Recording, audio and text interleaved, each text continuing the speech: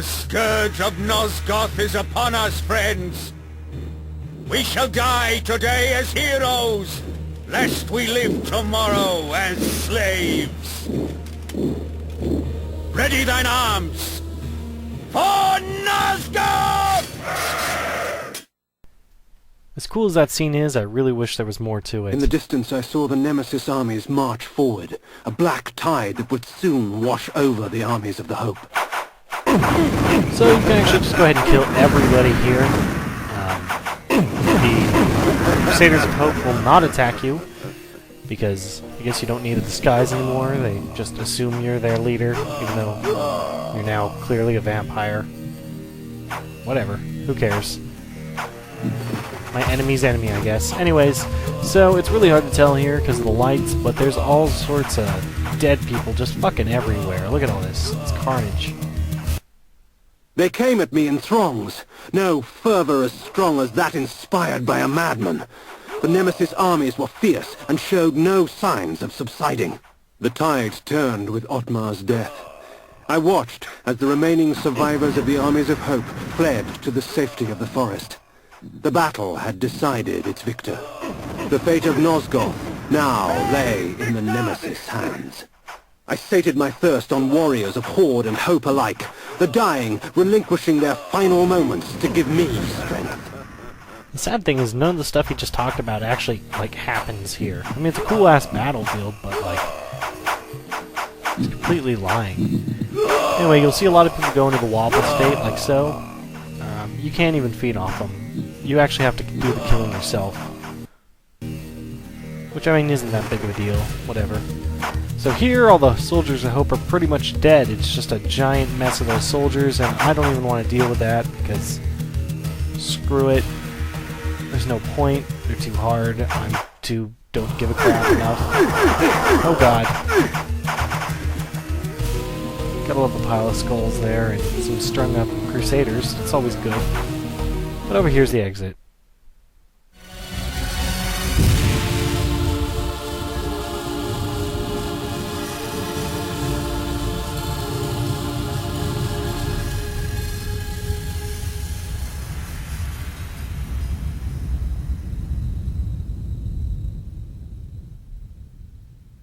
Well, that was weird. At once the battlefield was gone. Where the ground was caked with blood and dirt, there was lush greenery. Where chaos reigned only moments before, this damning calm prevailed. Alas, it seemed I was stranded here.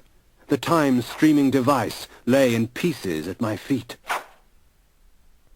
So it appears that Cain has now gone back in time. And we have no way of going home, which is, of course, always a good thing.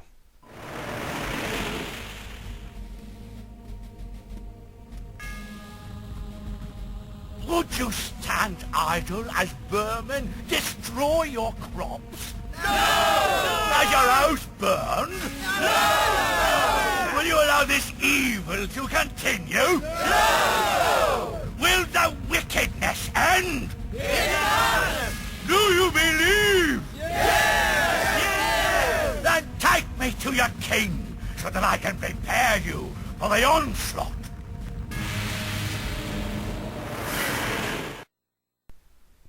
So it appears that Mobius the Time Streamer has gathered a crowd, and they're off to follow him to the kingdom. We shall see more of this later. Also, of course, Mobius happens to be the Oracle. That bastard. Which means he's gotten away from us once more, and of course that's a little bit more revenge Cain needs. We'll turn on the lights here. Now, all these enemies are actually guys from back at the beginning of the game, really. I'm assuming this is some sort of... I guess it seems like a joke. You go back in time, the enemies are from back in time. I don't know, maybe I'm reading into things, probably am. Stalingrad or Stahlberg, whatever the hell this place was. I can't even remember the stupid fake Germanic names anymore. But it's full of people now, as you can see. Nobody's head's on spikes. It's always nice. Mexico should take note of that. And here's a nice little statue, which doesn't appear to be built yet. Ah, so it seemed I was in the land of William the Just. 50 years before the battle I had just escaped would take place. Well, that's great. We've now gone back in time 50 years. So, I think the most prudent thing to do would be absolutely make sure that no one dies lest we destroy the time stream. Nah, seriously, fuck that. We're gonna kill everybody we see.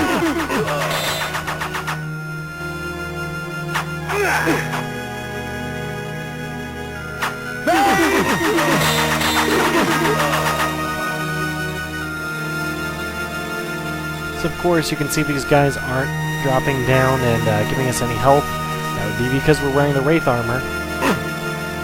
Which is why, again, the axes are really crappy unless you happen to have that one armor on. So sad, but true.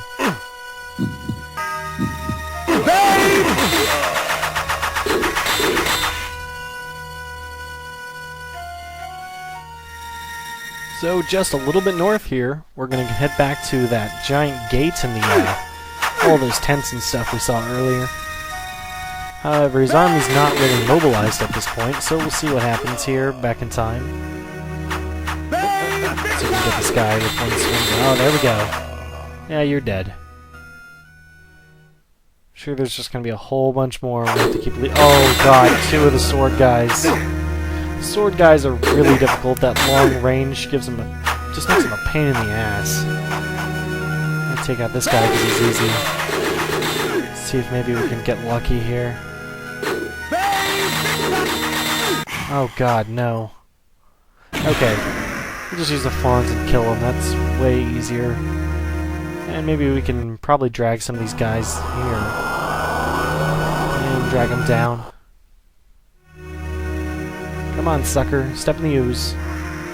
Yeah, not a good idea to step in the ooze.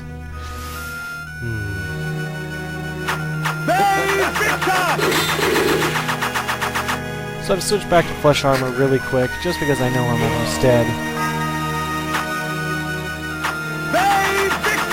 Also, interestingly enough, William the Just and the Nemesis' guys, they're pretty much dressed identically.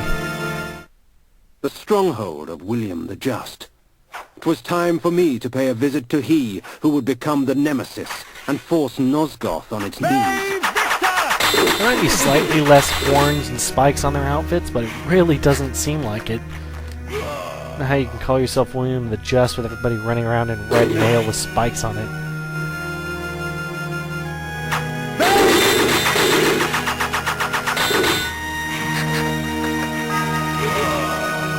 Anyway, we're almost done with this area. Some of these nice thatched roof cottages.